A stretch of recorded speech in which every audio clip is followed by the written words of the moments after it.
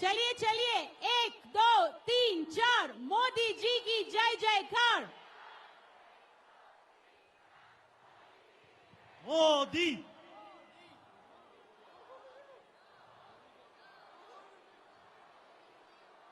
And of course, we have our president as well. Come on, let's show them some love.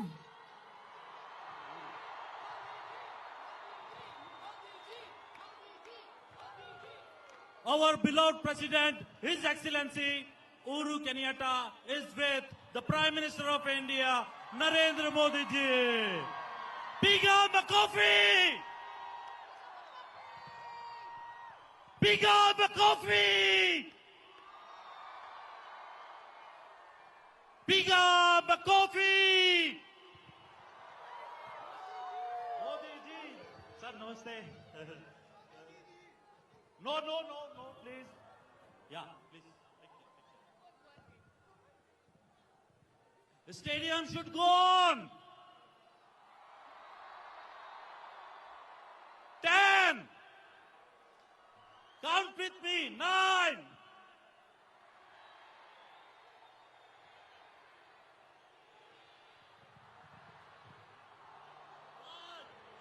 5 4 3 2 1, ladies and gentlemen.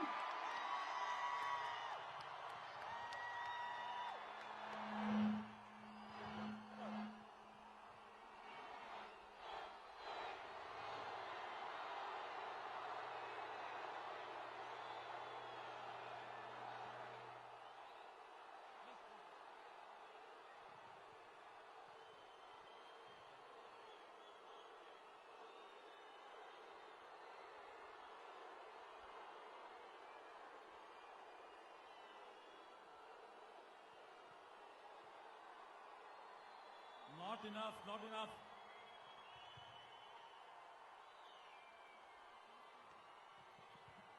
Okay.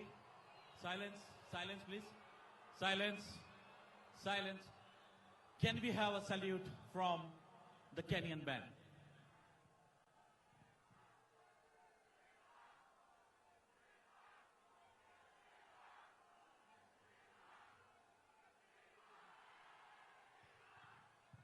Salute from the band.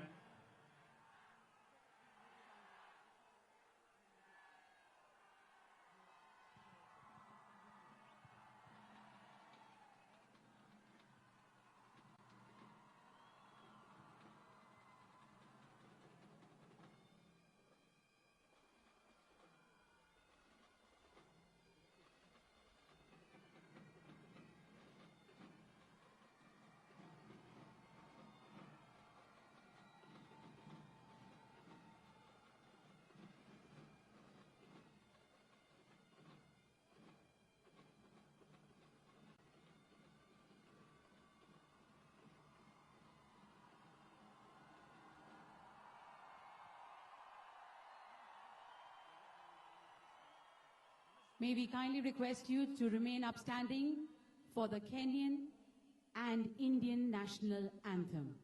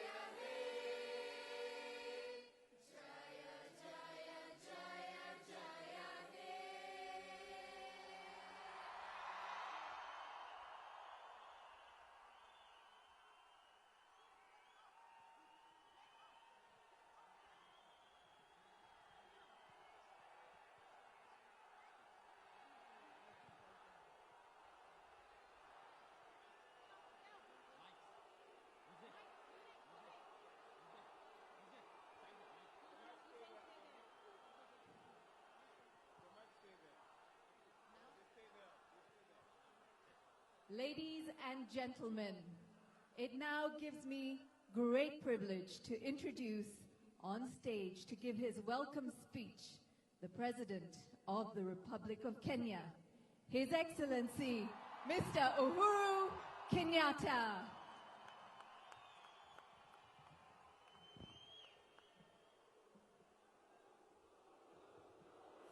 Thank you very much, everybody. Asanteni sana, tuwashukuru.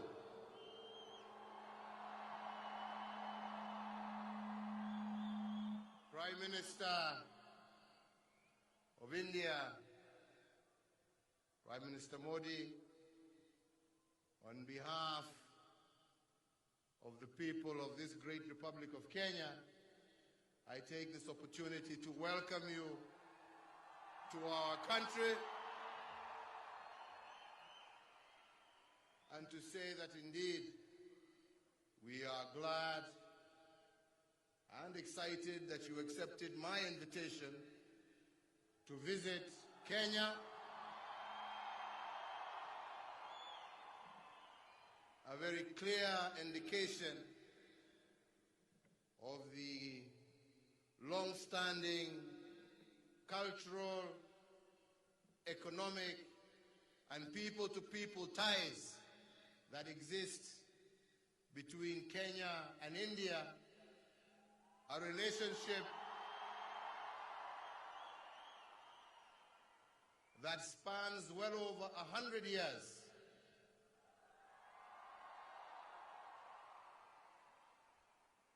For us in Kenya, we are a multi-ethnic, multicultural, multiracial, and multi-religious society. We believe that the people of this world can live together. We welcome and open our doors to all to join hands with us as we develop and move our great nation to higher prosperity. And I believe that the representation that is here today is a clear indication that these good people in front of you, who may have Indian origin, are in heart, in spirit, in mind and body, truly our Kenyan citizens who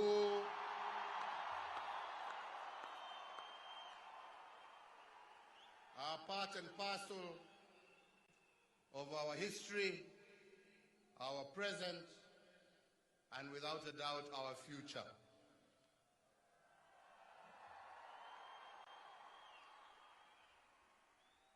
So it gives me great pleasure to welcome you, to be able to address these good people, to say that it is unfortunate you're only staying for one night and a day. We would have hoped to have you here longer, but that means we are expecting that you shall be back sometime in the future, because this is only a small representation of Kenya, and we would look forward to you finding time also to travel to other parts and to see other Kenyans, to greet them and to join them in partnership that we have. Indeed, as we have said, the fundamental basis of our partnership must continue to be based on a people-to-people engagement. And today, this evening, these are the people, these are the engagement, and I wish you every success. And now, Prime Minister, I leave you to address the gathering before you.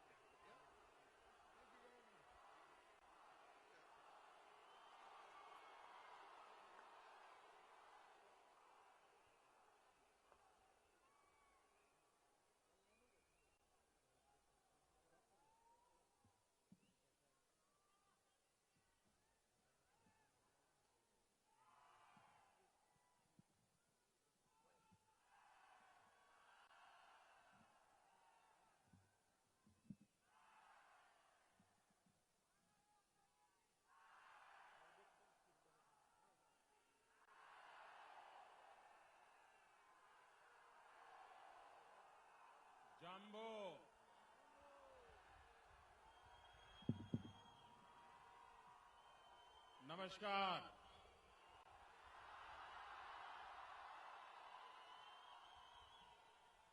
केम छो?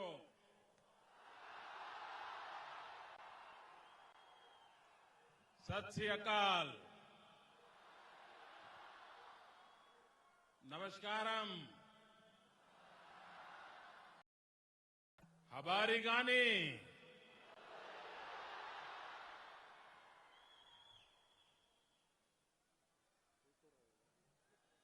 All my friends, brothers and sisters, it is a matter of great privilege and honor for all of us that the President of Kenya, His Excellency Mr. Uhuru Kenyatta, is also among us to grace this occasion.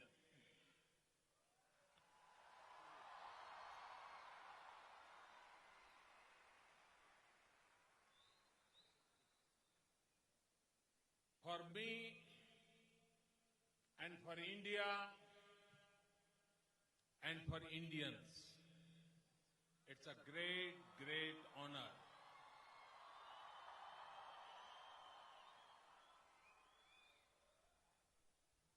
It's a symbol of love. It's a symbol of affection. And I love and affection for the Indian community. I'm very, very thankful to Excellency Mr. President.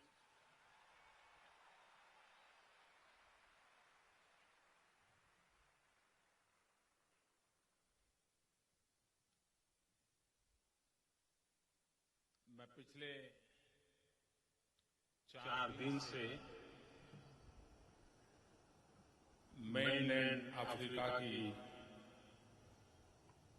यात्रा कर रहा हूं। Mozambique से शुरू किया था, south Africa गया, Tanzania गया और अब आपके बीच में हूं।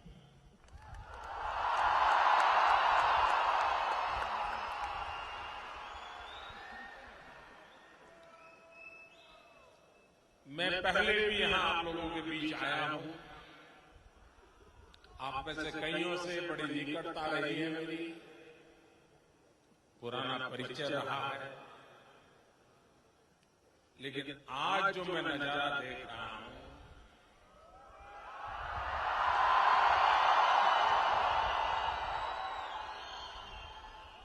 हिंदुस्तान में भी जो लोग ये देखते होंगे,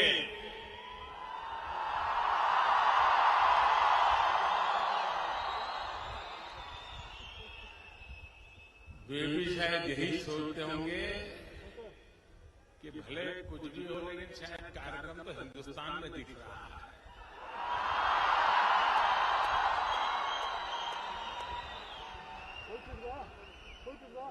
ये दृश्य देखकर के उनको लगेगा नहीं कि हम अफ्रीका की धरती पर ये नजारा पेश कर रहे हैं।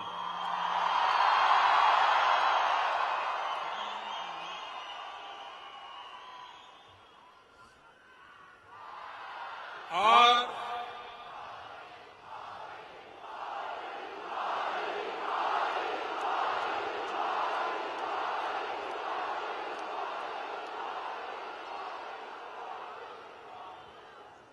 कार्यक्रम मैंने हिंदुस्तान में भी देखे हैं, कार्यक्रम दुनिया के और देशों में भी मुझे जाने का सौभाग्य मिला है। लेकिन आप सबने जिस बारीकी से बहुत माइन्यूट प्लान करके इस कार्यक्रम को बनाया है, मैं आपको 100 सलाम करता हूं।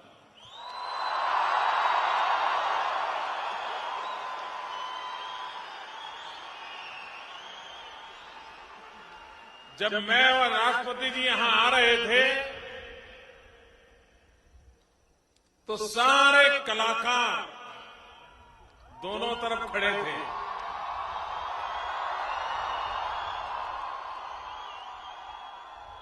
और मैं कलाकारों को देख करके देख रहा था कि जैसे पूरा हिंदुस्तान उमड़ पड़ा है।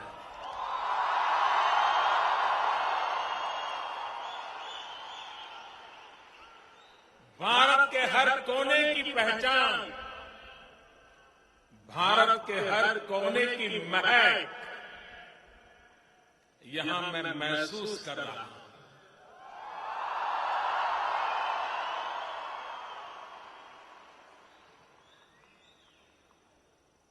ये बात छोटी नहीं है। सदी पहले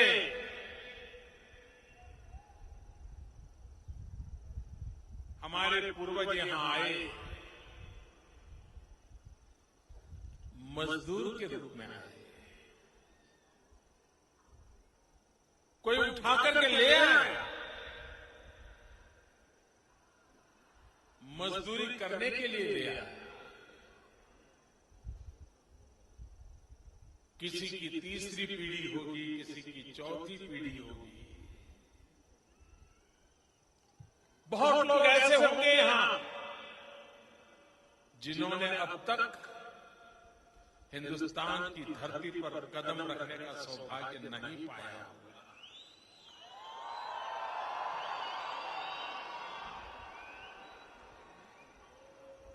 सुना होगा गंगा है, सुना होगा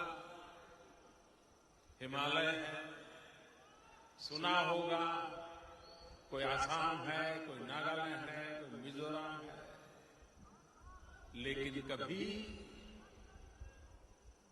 जाने का सौभाग्य नहीं मिला। कुछ लोग वो भी होंगे जिनका आज हिंदुस्तान में कोई रिश्तेदार है या नहीं, इसका भी पता नहीं। किस गांव से निकले थे, किस इलाके से निकले थे, ये भी पता नहीं। लेकिन इसके बावजूद भी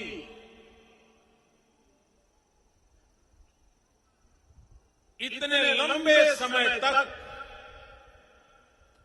आपने अपने आप को जड़ों से जोड़ करके रखा है, ये असामान्य बात।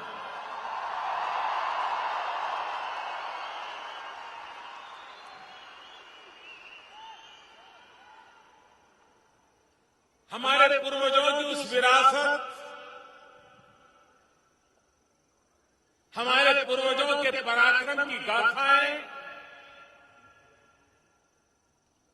हमारे पूर्वजों का मानवता के लिए संदेश हजारों मील दूर रह करके भी आपने जी करके दिखाया है।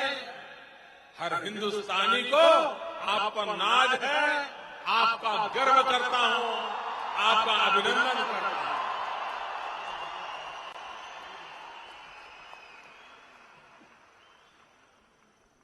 वरना आज घर में बच्चा मातृभाषा के सिवाय कोई भाषा में पढ़ना शुरू कर दे तो धीरे धीरे पूरा परिवार भी मातृभाषा छोड़ने लग जाता है। लेकिन आपने न छोड़ा है, न छोड़ने दिया है।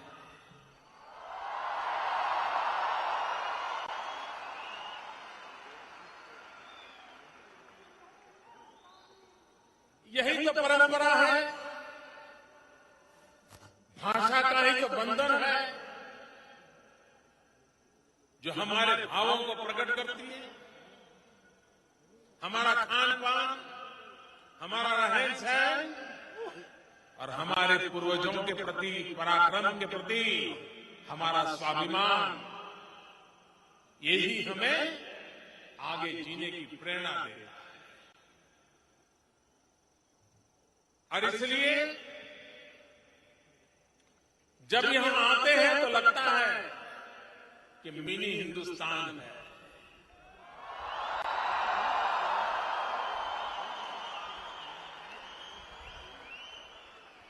और आप वो लोग हैं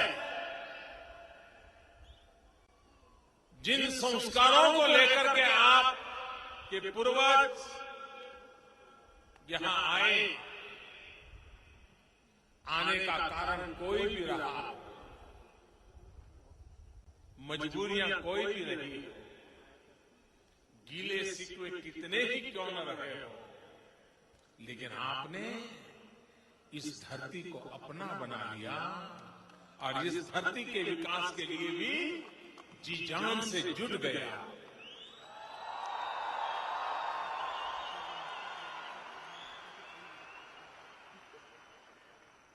यहां का हर मूल नागरिक आपको अपना मानता है, आपके साथ कंधे से कंधा मिला करके वो इस देश की प्रगति में आपके हिस्से को गौरव से स्वीकार करता है, अभिनंदन करता है। पिछले दिनों भारत में इंडिया अफ्रीका समिट, अफ्रीका के सभी देश वहां आए, स्वयं राष्ट्रपति जी भी आए थे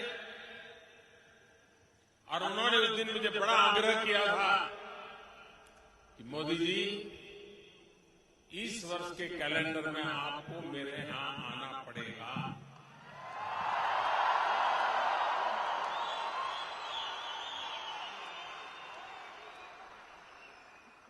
प्यार भी था, हक भी था, और ये वो हक जता रहे थे मुझ पर आप लोगों के कारण।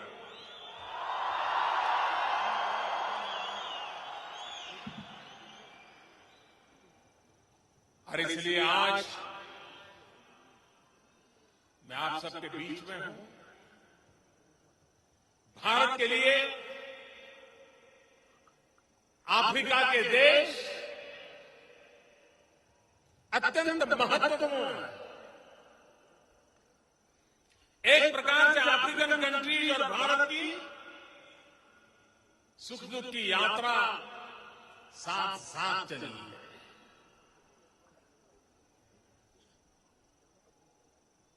एक दूसरे को जोड़ने में हमारी ये सुख दुख की यात्रा हर बार नई ऊर्जा देती रही, नई ताकत देती रही। और भारत का भी प्रयास है अफ्रीका के सभी देशों के साथ भारत का घनिष्ठ संबंध हो, अटूट नाता हो,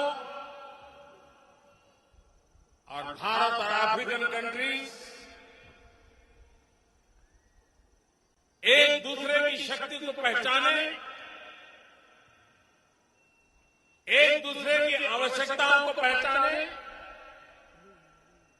एक दूसरे को मददरूप होने के रास्ते खोजे और कंधे से कंधा मिलाकर के नई ऊंचाइयों को प्राप्त करने के लिए कोई कसर न छोड़े, इस मकसद से हम आगे बढ़े।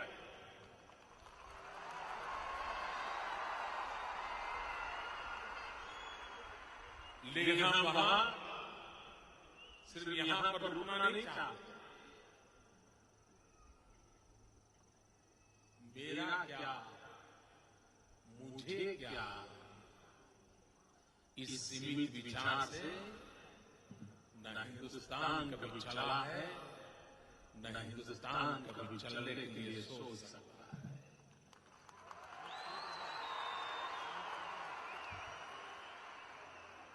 भारत सिर्फ मेरा क्या, मुझे क्या, इस सीमित उद्देश्य को लेकर के विश्व के रंगमंच पर नहीं है।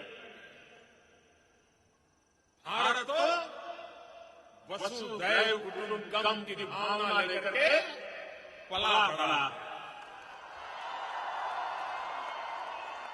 हम वो लोग हैं जिन्होंने पूरे विश्व को अपना परिवार माना। हम वो लोग हैं जिन्होंने मानवता को अपनी रगों में जी करके देखा। और इसलिए जब इंडिया अफ्रीका इन संबंधों को मजबूत बनाने की बात करते हैं, तब सिर्फ हमारी भलाई नहीं, हम मिल बैठ करके दुनिया की भलाई के लिए भी कुछ करें, ये भी इरादे लेकर के चल रहे हैं।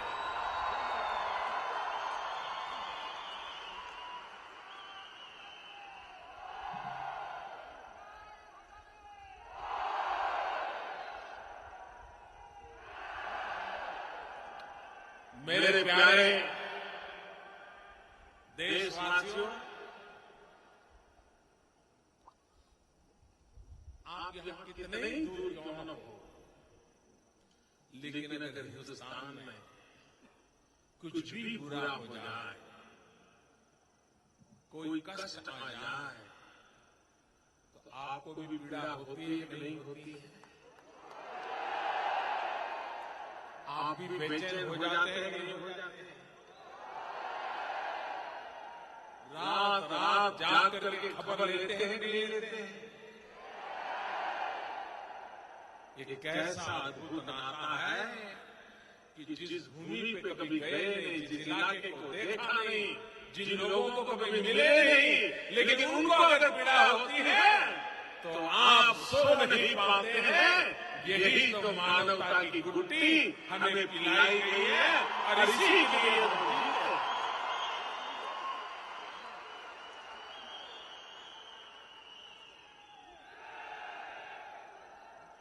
और मेरे देश के गौरव, मेरे देश की आन बान शान आज मेरे सामने बैठी है।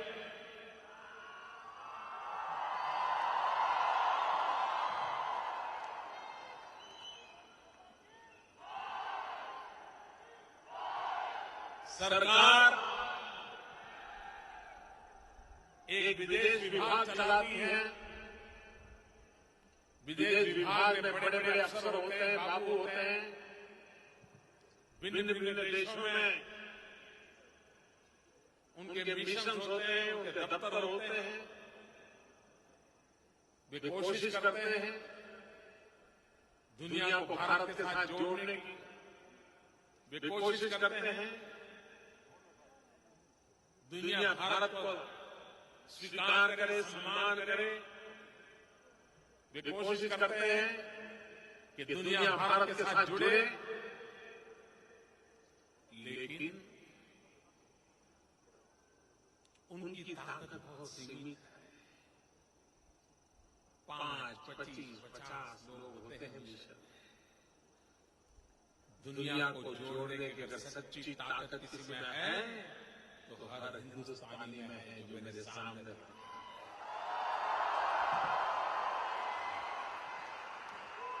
हिंदुस्तान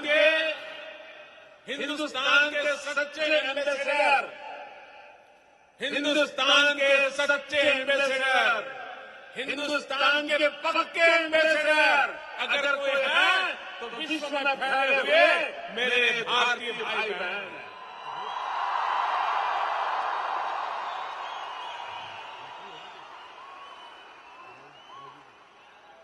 आज दुनिया में कहीं से भी, दुनिया के किसी भी कोने से,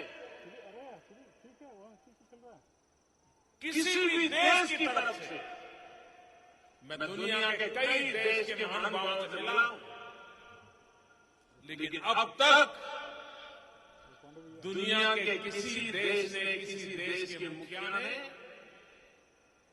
उनके देश में जो हिंदुस्तानी रहते हैं उनके लिए एक शिकायत तक मुझे नहीं की।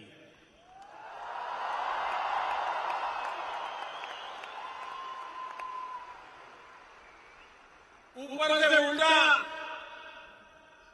वे हमेशा अपने देश में जो भारतीय समुदाय रहता है उसका गौरव गान करना कभी भूलते नहीं।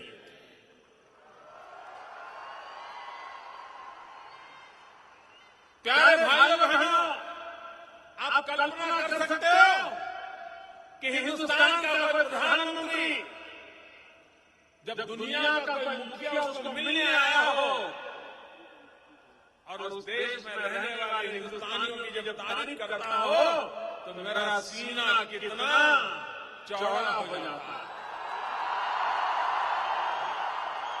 मेरा माथा कितना ऊंचा हो जाता है। ये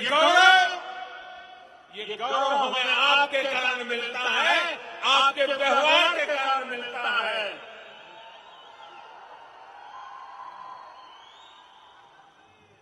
आपने भारत के उच्च मूल्यों को दुनिया के सामने जी करके दिखाया और इसके कारण विश्व के लोगों के मन में भारत के प्रति देखने का नजरिया हम सबको आनंद देता है, वैसा नजरिया बन रहा है।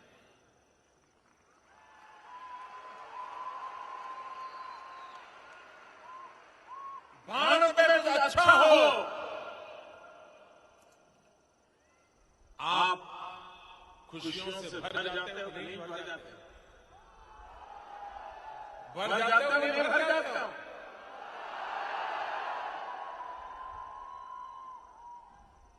मैं गुजरात का मुख्यमंत्री था,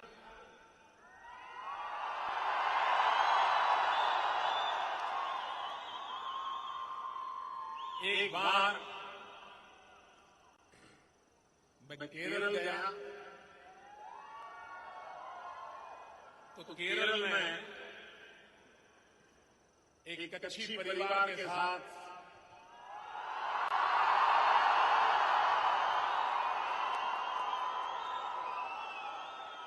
मेरा भोजन था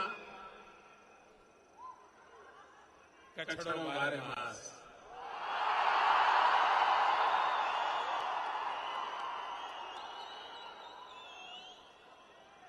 तो बात में ऐसे ही उन दिनों केरल में वर्षा के दिन थे,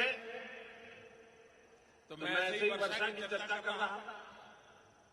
मैंने कहा बारिश हुई, बहुत अच्छा लग रहा है, माहौल अच्छा है, लेकिन उन्होंने मुझे कोई रिस्पॉन्ड नहीं किया।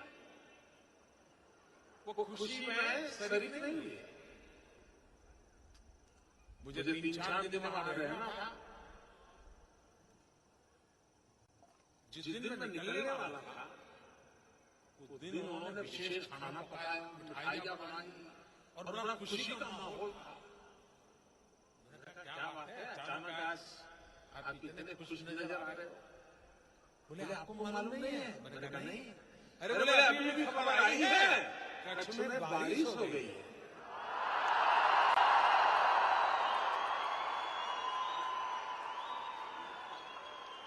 यानी वो केरल में रहते थे, भरपूर बारिश थी, लेकिन जब तक कच्छ में बारिश की खबर नहीं आई उनके चेहरे पर खुशी नजर नहीं आई।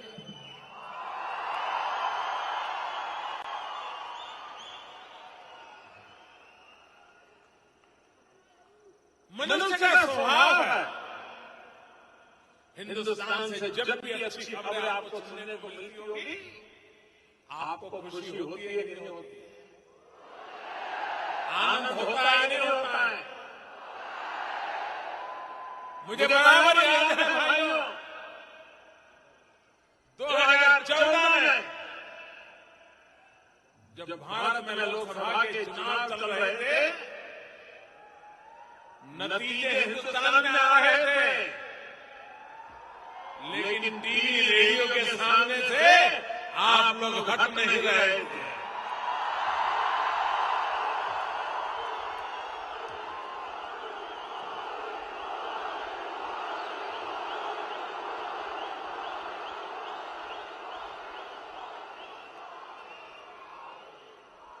चुनाव के नतीजे हिंदुस्तान में हो रहे थे, प्रधानमंत्री हिंदुस्तान का बनने वाला था, लेकिन मिठाइयां यहां पर बन रही थी।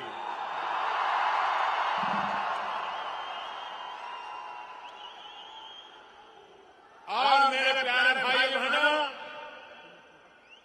आज मैं बड़े गर्व के साथ,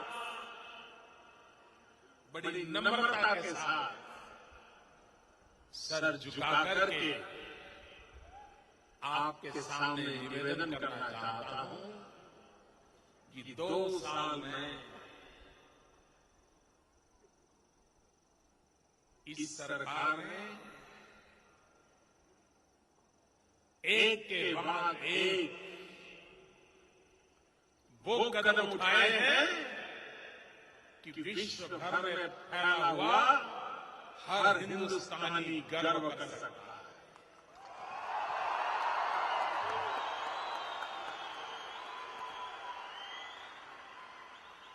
2 साल में सरकार ने ऐसा कोई काम नहीं किया जिसके कारण दुनिया में किसी हिंदुस्तानी को सर झुकाने की नौबत आए, ऐसा एक काम नहीं किया।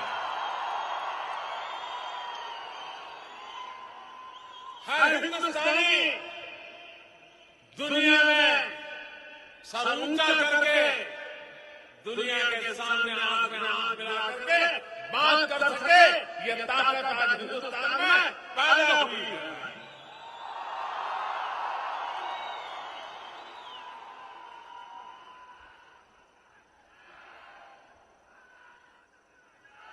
आज पूरा विश्व आर्थिक संकट से गुजर रहा है। चारों तरफ आर्थिक मंदी की खबरें आ रही हैं। हर किसी को लगता है मामला चल नहीं रहा, कुछ ढीला लग रहा है। मेरे प्यारे साथियों, सारा विश्व आर्थिक मंदी से गुजर रहा है। लगातार स्थिति कमजोर होती जा रही है। ऐसी स्थिति में एक अकेला हिंदुस्तान दुनिया में तेज गति से आगे बढ़ने वाली आर्थिक स्थिति को पा सका।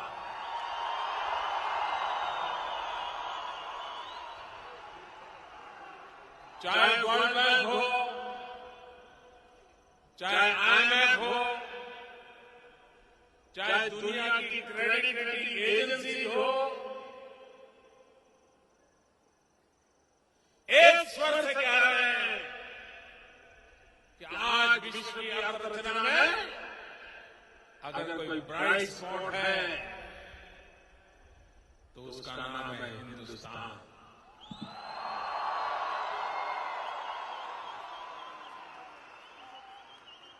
ये अचानक नहीं हुआ है।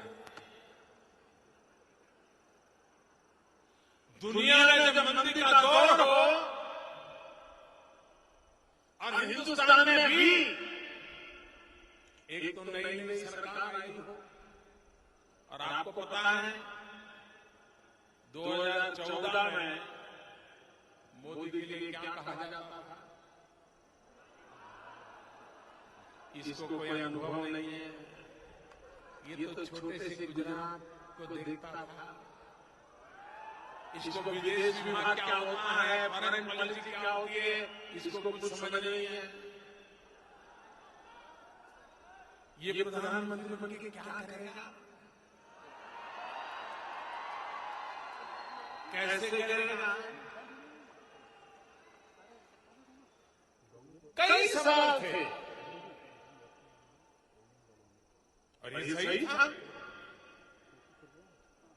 कि मैंने प्रधानमंत्री बनने के बाद पार्लियामेंट देखी।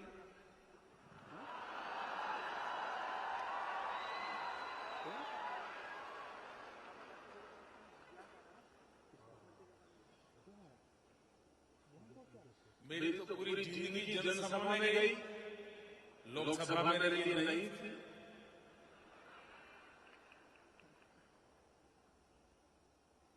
आशंका बहुत स्वाभाविक थी।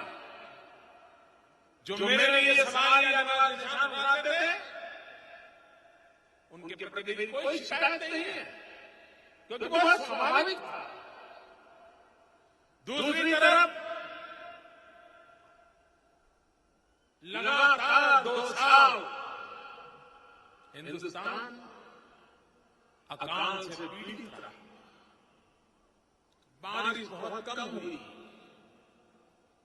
कुछ इलाके में पीने का पानी पहुंचाने के लिए ट्रेन लगानी पड़ी।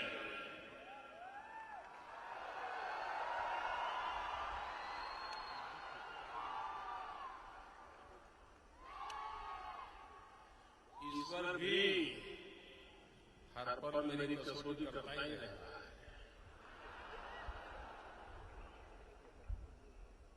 और उसको भी लगता होगा ठीक है, ये ठीक है, जरा इसी भी करो। 2 साल लगातार अकाल हो, दुनिया में मंदी का दौर हो, मोदी का नया क्षेत्र हो, नया अनुभव हो, इसके बावजूद भी 7.6% ग्रोथ रेट, जो अर्थनीति को जानते हैं, ये इसका गर्व कर सकते हैं।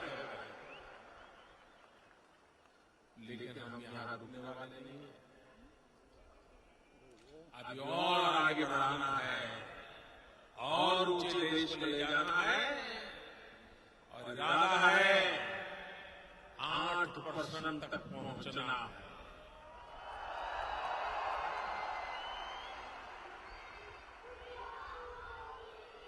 और इसके लिए सुविचारित रूप से एक के बाद एक योजनाएं बनाए। कभी कभार भारत में सरकारों की पहचान कोई एक नई चीज घोषित कर दे, उसके साथ जुड़ जाती है। जो घोषित किया उसका क्या हुआ, कुछ लाभ हुआ कि नहीं हुआ, जो घोषित किया था वो लागू हुआ कि नहीं हुआ, ये देखने की किसी को फुर्सत नहीं थी। एक बार घोषित कर दिया, हो हल्ला हो गया, जय जयकार हो गया, गाड़ी चल जाती, तब तक अगले चुनाव आ गया।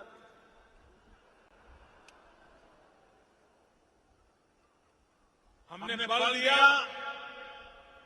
गुड गवर्नेंस, हमें बल दिया सामान्य मानव के जीवन में बदलाव। जब मैं 15 अगस्त को लाल किले पर से टॉयलेट बनाने की बात कर रहा था, स्वच्छता की बात कर रहा था, तो शुरू में लोगों में क्या बनाने लगे, लाल किला 15 अगस्त, इस आदमी को इतना बढ़िया मौका मिला है, और ये देखो प्रधानमंत्री टॉयलेट की बात कर रहा है, स्वच्छता की बात कर रहा है। मेरे प्यारे भाइयों बहनों, बड़ी बड़ी बातें करने के लिए बहुत बार लाल किले का उपयोग हुआ। मेरा आत्मा कहता था हिंदुस्तान के छोटे छोटे लोगों की बात, हिंदुस्तान के छोटे छोटे लोगों के सपने, चाहे वो सपने छोटे क्यों न हो, लेकिन उनके अपने सपने होते हैं। लाल किले की प्राची से कभी उनकी भी आवाज सुनाई देनी चाहिए। और मैंने रुख बदल दिया, मैंने रास्ता बदल दिया। बड़ी बड़ी बातें बहुत हो चुकी थी। कोई तो हो जो छोटे लोगों की छोटी छोटी बातों को भी तो याद करें।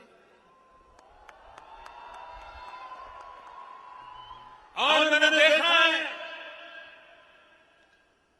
125 करोड़ देशवासियों की ताकत को मैं भली भांति अनुभव करता हूं। और आज देश जो बदल रहा है, आज जो देश आगे बढ़ रहा है, उसका कारण 125 करोड़ हिंदुस्तानी है, 125 करोड़ हिंदुस्तानियों का संकल्प है और 125 करोड़ हिंदुस्तानियों का आगे बढ़ने का इरादा है। यही तो ताकत है। और जनता जनार्दन तो ईश्वर का दूसरा रूप होती है। अरे एक बार जनता जनार्दन ठान ले कि आगे बढ़ना है, तो दुनिया की कोई ताकत उन्हें रोक नहीं सकती है। 125 करोड़ हिंदुस्तानियों ने आगे बढ़ने की ठान ली।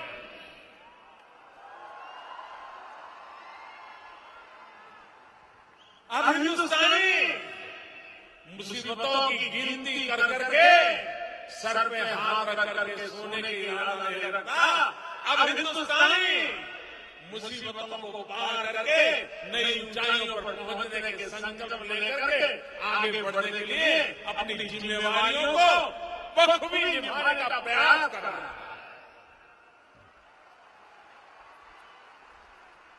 और यही मेरा सौभाग्य।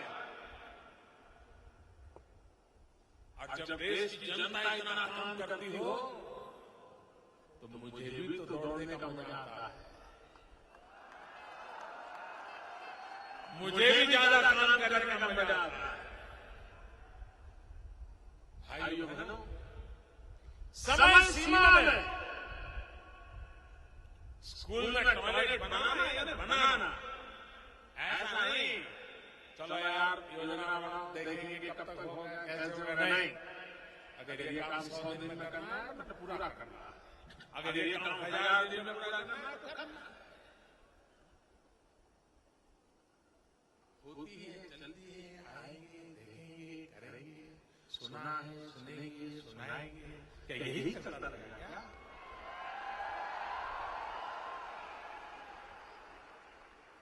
सबसे बड़ा बदलाव निर्धारित समय में काम को पूरा करने का और उसका भी जनता जनार्दन को हिसाब देना। मैं एक छोटी सी बात बता, मैं नहीं जानता हूं आप ऐसे कितने लोग हैं जो मोबाइल फोन पे नरेंद्र मोदी ऐप डाउनलोड किया हुआ है। काफी लोग ऐसा लग रहा है किया है। आप अगर नरेंद्र मोदी ऐप डाउनलोड करके अपने मोबाइल फोन पर मोदी का हर पल का हिसाब देख सकते।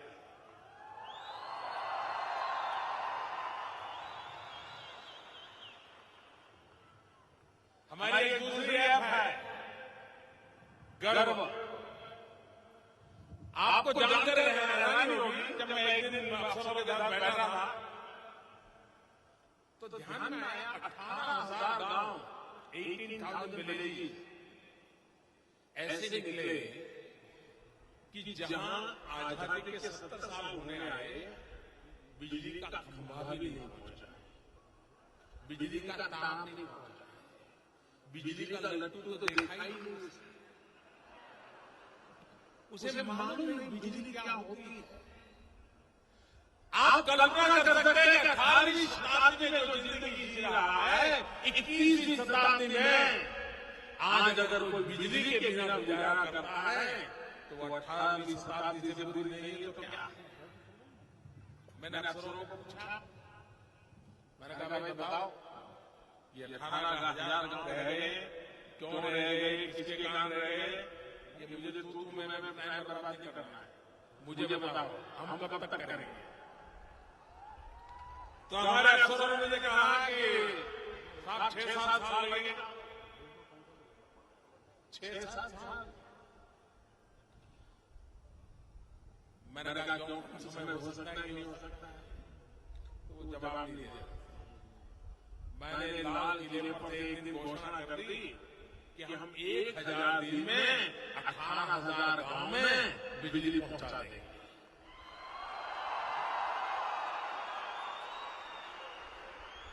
लोग मुझ पे शक करने लगे कि जो काम 70 साल में नहीं हुआ है ये मोदी 1000 दिन में कैसे करेगा? और बात सही, जो काम 70 साल में बाकी रहा हो उसको ये मोदी कहता है मैं 1000 दिन में करूंगा तो मतलब क्या है? लेकिन अगर आप गर्व नाम के ऐप पर जाओगे, डेली किस गांव में खंभा पहुंचा, किस गांव में तार पहुंचा, किस गांव में बिजली का करंट चालू हो गया, डेली हिसाब आपको मिलता है। अभी तो 400 दिन के आसपास टाइम हुआ है, 60% गांव में बिजली का काम हो गया।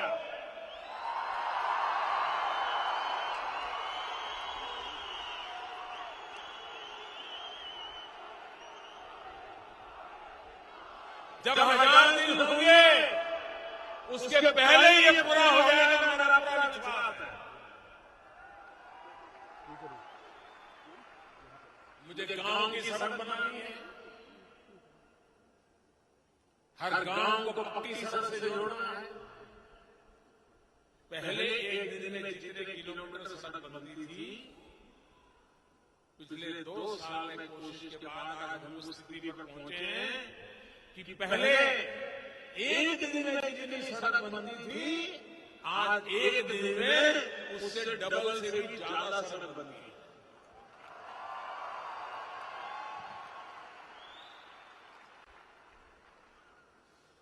कहने का तात्पर्य यह है कि सामान्य मानव की सुखाकारी, सामान्य मानव की आवश्यकताएं, क्वालिटी ऑफ लाइफ, उसमें बदलाव लाने की दिशा में एक के बाद एक बारीकी से काम चल रहा है। उसके साथ साथ अफ्रीका के कई देश हैं जो जवान हैं, 35 साल से कम उम्र की बहुत बड़ी जनसंख्या अफ्रीका के भी कई देशों में है। आज विश्व में भारत सबसे सौभाग्यशाली बड़ा देश है, बड़ा देश, जहां 800 मिलियन 35 से कम उम्र के नौजवान हैं। भारत की 65% जनसंख्या आज 35 साल से कम उम्र की है। जिस देश के पास जितने जवान होते हैं, उस देश के सपने भी बड़े जवान होते हैं।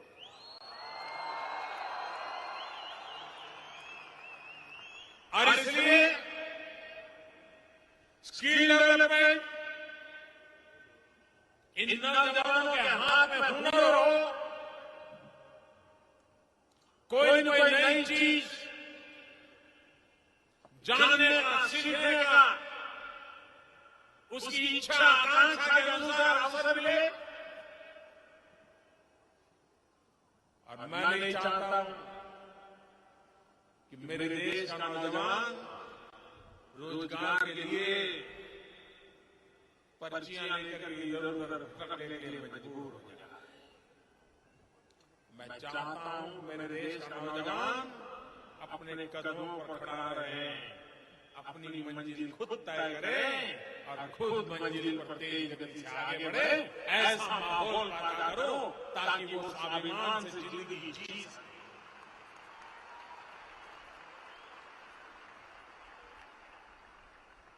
हमने एक मुद्रा योजना बनाई, मुद्रा योजना।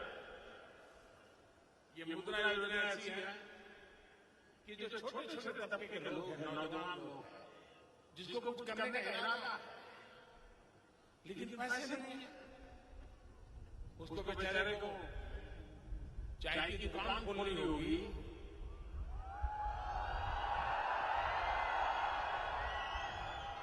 इच्छा तो होगी, पैसे नहीं होंगे। और किसी साहूकार से लेने जाएगा तो ब्याज बहुत होगा। हम जानते हैं साहूकारों का क्या होता है। हमने मुद्रा योजना के तहत कोई भी गारंटी के बिना ऐसे जो साहसी लोग थे उनको पैसा देने का फैसला कर लिया, और इस भरोसे से किया कि वो समय पर पैसा लौटा देगा। मेरे प्यारे नौजवानों, ये योजना अभी अभी शुरू की है, 6 महीने हुए। अब तक 3.5 करोड़ लोगों को करीब 1.25 लाख करोड़ रुपया उनको दे दिया। कोई गारंटी बिना दे दिया। और मुझे विश्वास है वो पैसे लगाएगा, मेहनत करेगा, वो खुद तो रोजगार कमाएगा, लेकिन एक और नौजवान को भी रोजगार देने की ताकत वाला बन जाएगा। ऐसा ही बदलाव मैं देख रहा हूं।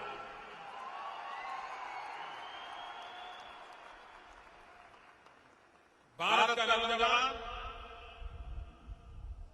बुद्धिमान है ना? तभी तो इतने लोग यहाँ बैठे हैं। दुनिया की अनजानी भूमि पर जाकर के भी मिट्टी का सोना बनाने की ताकत आप लोगों में है।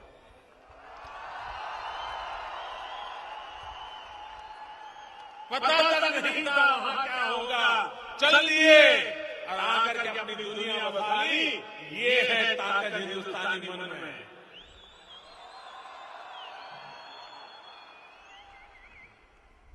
भारत के नौजवान भी इनोवेटिव है, इंटेलिजेंट है, साहसिक है। अगर एक बार चीज दिल में बस गई तो जिंदगी खपा देने वाले लोग हैं। और इसलिए हमने स्टार्टअप मूवमेंट शुरू किया, स्टार्टअप मूवमेंट। और आज दुनिया में भारत स्टार्टअप की दुनिया में 4थे नंबर पे खड़ा है, और मैं तेज गति से नंबर 2 पे लाने की कोशिश कर रहा हूं। हमारे नौजवान, उनके पास आइडिया है, कल्पना शक्ति है, टेक्नोलॉजी है, इनोवेशन है। कोई हाथ पकड़ने वाला चाहिए। ये दिल्ली में ऐसी सरकार बैठी है जिन्होंने नौजवानों का हाथ पकड़ा है और स्टार्टअप को बल दिया है। एक स्टार्टअप की नई दुनिया खड़ी हो रही है। और ये स्टार्टअप सिर्फ किसी इंसान का जेब भरता नहीं है। स्टार्टअप की ताकत एक नया विश्व पैदा करने की ताकत होगी, एक विश्व में नया बदलाव लाने की ताकत होगी। एक स्टार्टअप अगर ऐसा पार कर जाए तो जगत के तौर तरीके बदल जाते हैं। आज हम देखते हैं कि पिछले 30 साल में टेक्नोलॉजी में जो इनोवेशन हुए, जो स्टार्टिंग पॉइंट आए, सारे जगत की दिशा बदल गई। भारत के लोग ये कर सकते हैं, और इसलिए देशवासियों की जो सामर्थ्य है, शक्ति है, उसे बल देना।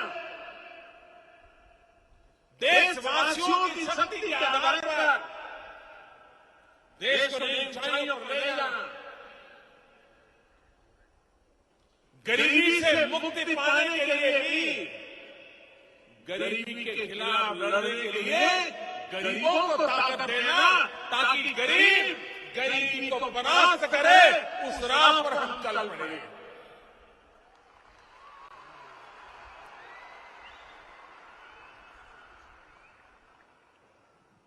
और साथ साथ दुनिया आधुनिक भी तो होनी चाहिए।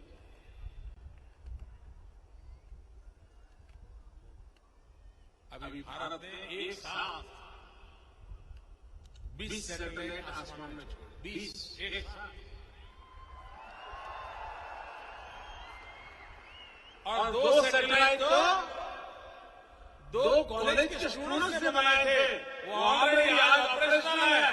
उनको जो काम दिया था भारत में वो सिग्नल दे रहे हैं। और बाकी जो सैटेलाइट छोड़े, कुछ अमेरिका के थे, कुछ सिंगापुर के थे। दुनिया के समृद्ध देश भी अपने सैटेलाइट लॉन्चिंग के लिए भारत के वैज्ञानिकों की ताकत को उसका लोहा मानने लगे।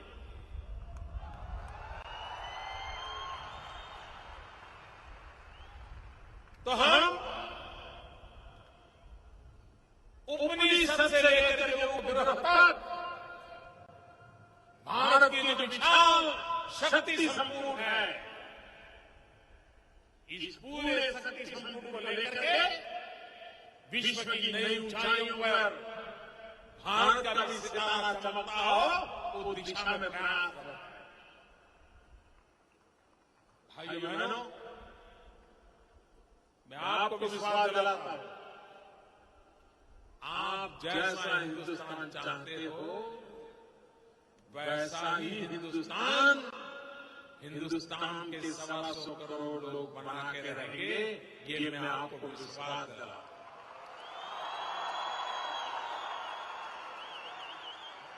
देश जग चुका है, देश चल पड़ा है, देश पहुंचने की कगार पर है। देश ने सपने संजो लिए हैं, उन सपनों को पूरा करने के लिए देश संकल्पवान बन चुका है और देश पूरा परिश्रम करने के लिए 125 करोड़ देशवासी पूरी ताकत से जुट चुके हैं।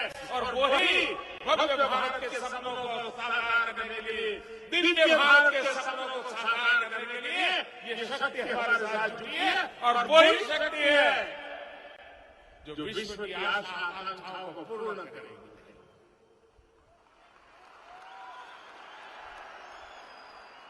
दुनिया 2 संकटों से गुजर रही है। एक तरफ टेररिज्म, आतंकवाद, और दूसरी तरफ ग्लोबल वार्मिंग।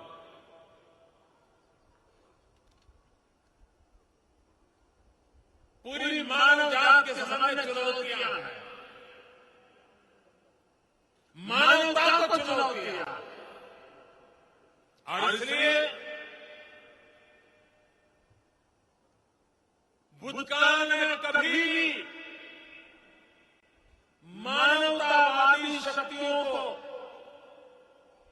एक आने की जरूरत जितनी पड़ेगी, उससे आज करोड़ों करोड़ों गुना मानवतावादी शक्तियों को एक आने की जरूरत पैदा हुई। हम सभी भारतीयों ने विश्व भर में पूरे विश्वास के साथ, बड़ी श्रद्धा के साथ दुनिया के गले इस बात पहुंचाने की है कि अगर आप मानवता में विश्वास करते हो, आइए एक हो जाइए। मानवतावादी शक्तियां जितनी जल्दी एक आएगी, मानवतावादी शक्तियां जितनी जल्दी एकजुट होगी, उतना ही जल्दी अमानवीय ताकतों का खात्मा हो जाएगा।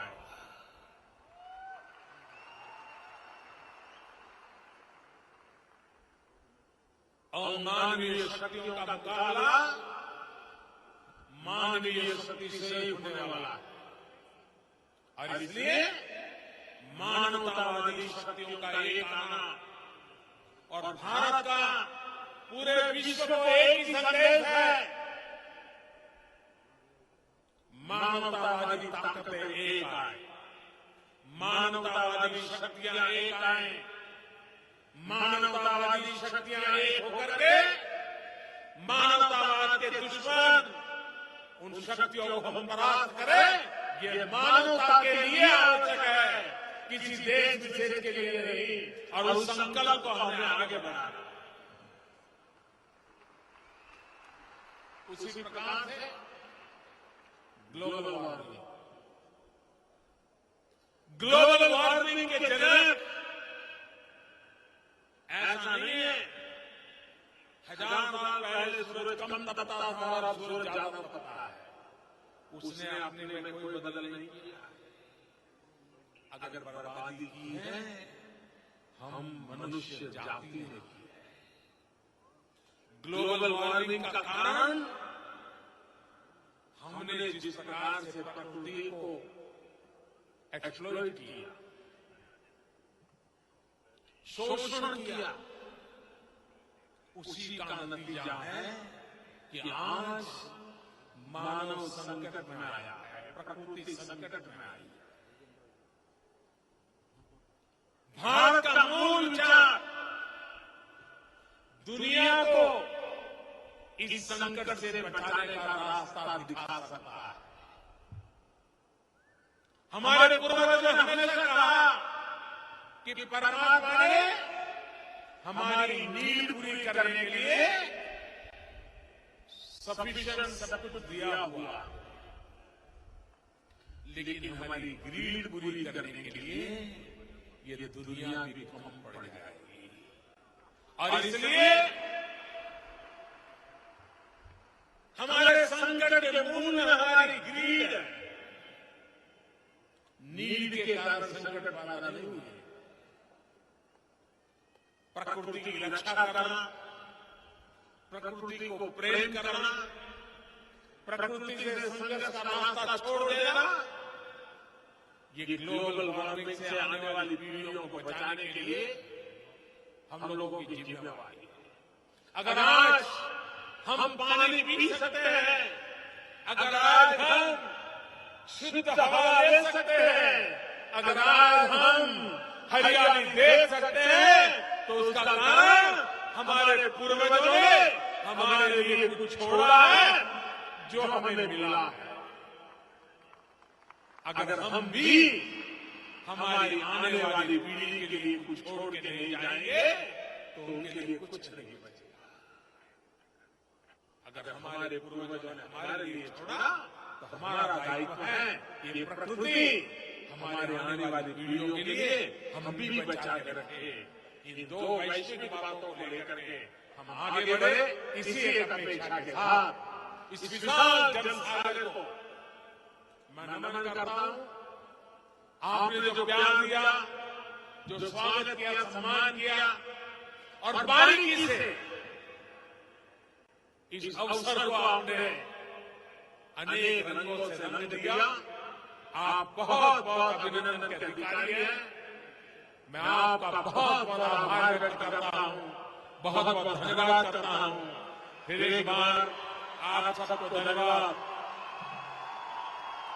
नमस्कार, वणक्कम। आवजो।